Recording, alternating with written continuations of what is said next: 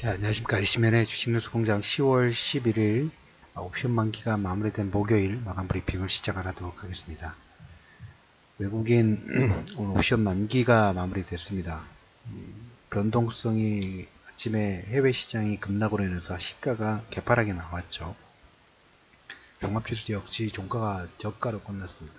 상해 종합지수가 거의 장중에 마이너스 6%, 선전도 거의 7% 가까운 하락 부분이 됐고, 우리나라 종합지수는 4%대, 일본 니케이는 3%대, 이쪽 아시아 쪽이 3에서 6% 정도 지수 자체가 급락이 나왔어요. 지수가 3에서 7% 정도 급락이 나왔기 때문에 종목군은 기본적으로 5에서 10%, 7%에서 10% 전후의 하락 부분들이 나오는 게 오늘의 어떻게 보면 공통점이라고 말할 수 있겠습니다.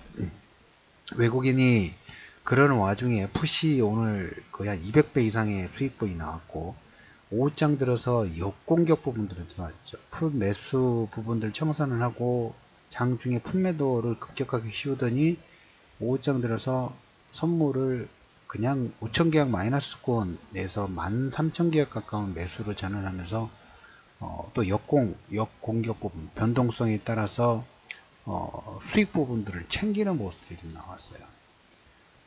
종합지수 지수 자체가 5% 전후 3, 5% 급락 부분들은 상당히 큰 지수의 하락 부분들입니다.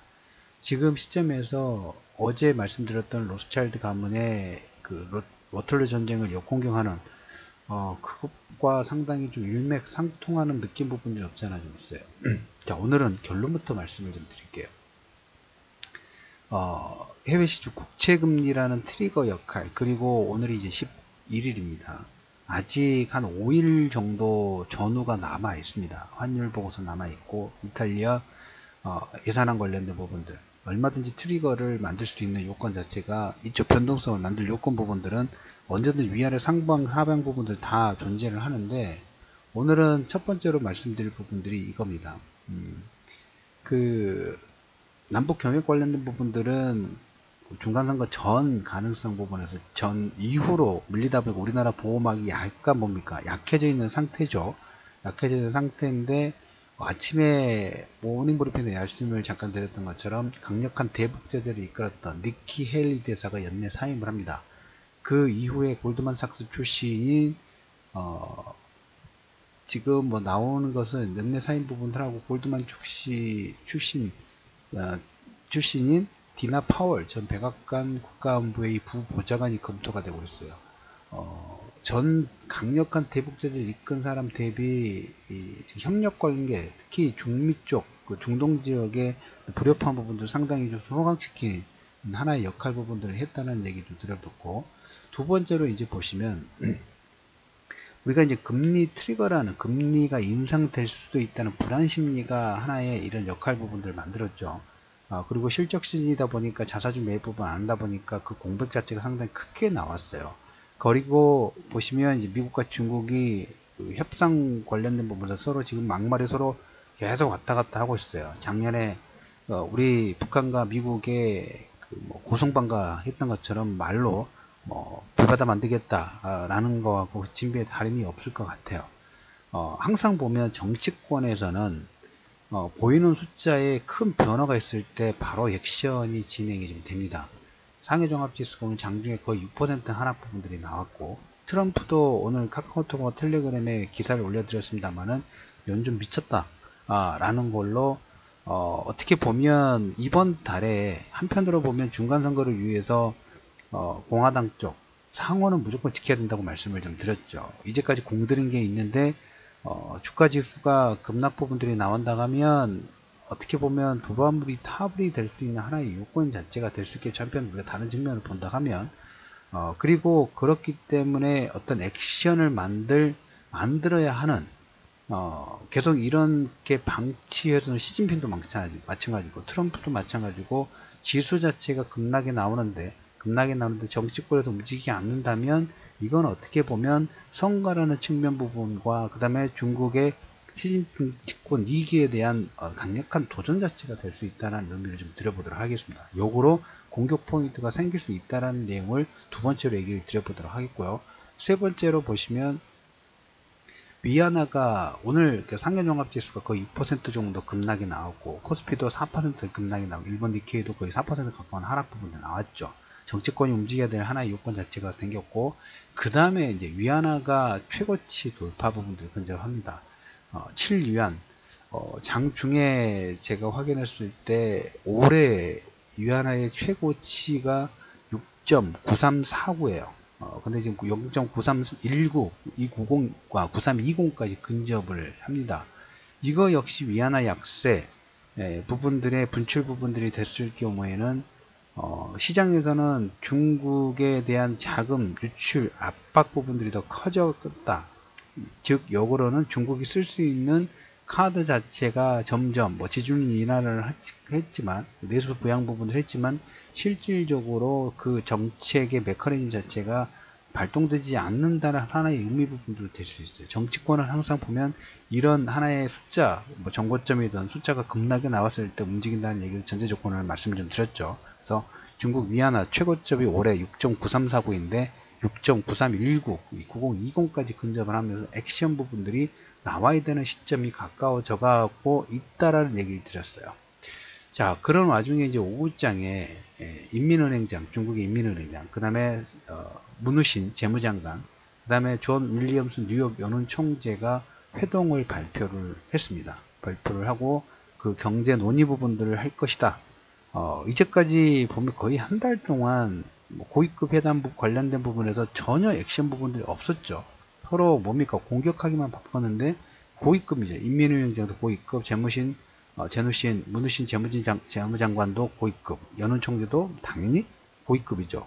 드디어 이제 뭔가 주가가 급락이 나오다 보니까 서로 치킨 게임 부분에서 계속 붙이다 보니까 금리 인상 부분들이 진행됐을 때 진행되는 건 그것이 중요한 게 아니라 금리 인상이 진행될 가능성이 부각이 되고 있는데 무역전쟁으로 계속 시끌시끌하면 다 안 되겠죠. 그러면 올해 하반기와 내년 상반기의 성장률 자체는 당연히 다운될 수밖에 없어요. 물가는 상승하라고, 그 다음에 기업의 이익 부분들은 감소가 되는 와중에 물가 상승에, 그 다음에 금리 비용 상승에 따라서 기업들의 이익 부분들 당연히 감소될 수밖에 없겠죠.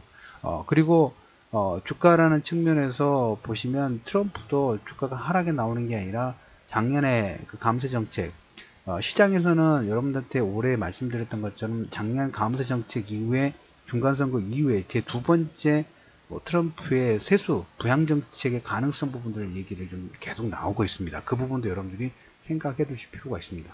자, 오늘 결론적으로 말씀을 드리면 코스피 같은 경우에는 지금 2100선이 이제 무너집니다. 2100선이 이제 근접을 하고 있는데 종합지수 2100 이하부터는 상당히 여러분들이 관심권 부분들을 키우셔야 됩니다. 오늘 근데 시장에서 급락이 나왔기 때문에 오늘 목요일이죠. 목금 다음 주 초반까지는 뭐가 나올까요? 시장 급락에 따라서 신용 물량이 오늘도 보면 한 이번 주 초반에 한 1400억 정도 신용 물량이 일부 출회가 됐다는 얘기를 드렸죠. 특히 코스피, 코스닥 물량, 오늘 선물 쪽에서 보면 그런 움직임이 선물에 의해서 코스피, 코스닥 쪽에서 몇몇 종목군들의 이런 비슷한 움직임이 나왔어요. 오전장에 지수가 급락이 나왔다가 반등, 기술적 반등 부분 진행하고 외국인이 선물 한 5천 계약자로 매도를 하고 해외 시장이 5에서 6% 하락이 나오다 보니까 어디 쪽에서 오후장에서 투매가 나왔냐면 코스닥에서 투매가 더 많이 나왔어요. 아무래도 물량 자체가 시총 자체가 작다 보니까 바로 보이는, 눈에 보일 수 있는 그런 효과 부분들이 나올 수가 있겠죠. 그래서 아무래도 이제 오늘 시장 급락에 따라서 신용 물량, 신용 반대 매매 우려가 되다 보니까 급락이 나왔을까, 투매가 나왔을까라고 생각합니다. 그 와중에 외국인들은 오후장에 그걸 보고 선물 13,000개 가까이 쭉 끌어올리면서 매수가 들어가 버렸죠. 그러니까 아침에 풋 대박이 나고 그 다음 오후장에는 콜 대박이 나면서 장중의 변동성 부분들을 계속 이용하는 그런 흐름들이 나왔고, 그 와중에 개인 투자자들은 오후장에 신용 물량의 비율 자체, 투매의 불안 심리 부분들로 종목군들의 투매가 나오는 모습들이 지금 나왔습니다. 그 반대 측면에서 인민은행장, 문우신, 존 윌리엄슨 뉴욕 연은총재의 회동 부분들이 발표가 나왔고, 삼성전자는 외국인이 2,700억 정도, 오늘 전체 외국인 매도가 5천억 가까운 금액 부분들이 됩니다만 거의 3분의 절반 이상 삼성전자의 매도가 2,700억이 나왔고, 그 다음에 넌센스이긴 합니다만은 기관 쪽에서 오늘 한 2,400억 정도 매수가 들어왔죠. 그것보다 여러분들이 더 보실 부분은 최근에 이제 이 얘기를 계속 드리고 있어요. 오늘 삼성전자가 2,700억, 셀트리온이 890억, 그 다음에 삼성전기 720억을 외국인이 매도를 했습니다. 반면에 코섹스, 코스닥 선물 150을 310억 정도 매수가 들어왔어요. SK 하이닉스를 350억. 하이닉스는 앞에 숫자 바뀌면 이제 한번 저점 부분을 찍을 수 있는 가능성이 열린다는 얘기를 좀 드렸어요.